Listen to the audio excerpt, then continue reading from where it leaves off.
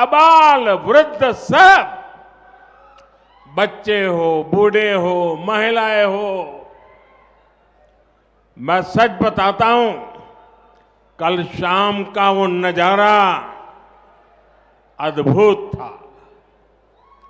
और साथियों, अभी जो तेलंगाना के विधानसभा चुनाव हुए और उस समय भी मैं यहां आया था और उस समय मैंने देखा था कि जनता के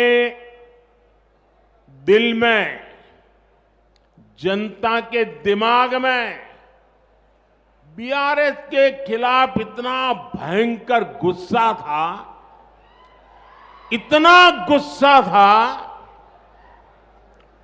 और उसका नतीजा भी हमने देखा, बीआरएस का क्या हाल हुआ।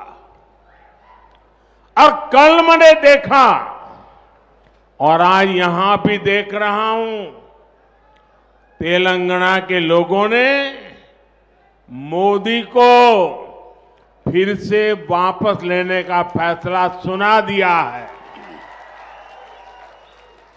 तेलंगाना भी कह रहा है, तीसरी बार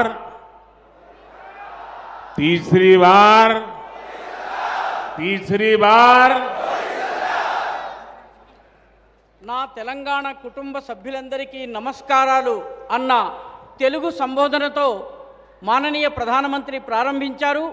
నేడు దేశంలో 2024 లోకసభ ఎన్నికల యొక్క రణశంఖం మోగబోతోందని టీవీ ఛానళ్లు ఇప్పుడే చెప్పాయి. ఇప్పుడు మరి కొంచెం సేపటి తరువాత ఎన్నికల తేదీలను కూడా ప్రకటించబోతున్నారని తెలియవచ్చింది. అయితే తేదీలను లాంఛనంగా ప్రకటించడానికి ముందే దేశ ప్రజలు ఫలితాలను ప్రకటించేశారు. ఆ ఫలితాలు ఏమిటంటే, అబ్ కీ బార్ 400 పార్, ఈసారి 400 దాటబోతున్నామన్నటువంటి ప్రకటనను ప్రజలిచ్చేశారు.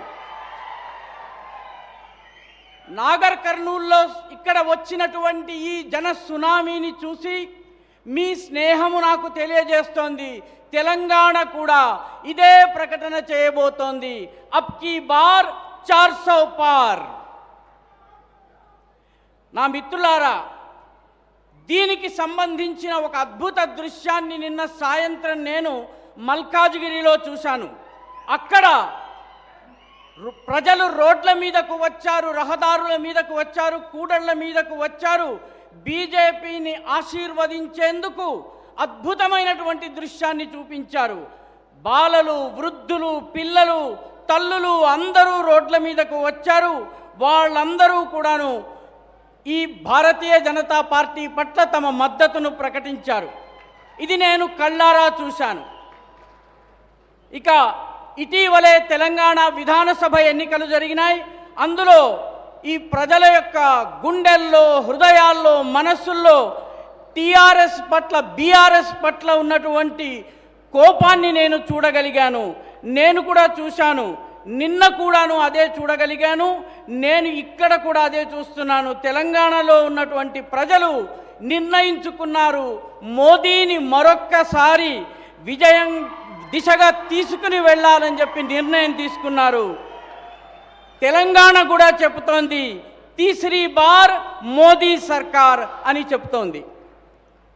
आप इतना बढ़िया ट्रांसलेशन करते हैं, अगर 10 दिन आप मेरे साथ रहे तो मुझे तेलुगु आ जाएगा।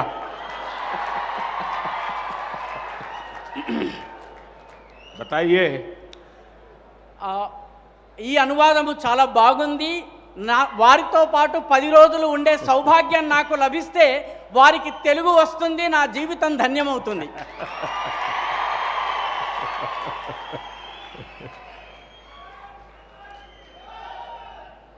साथियों,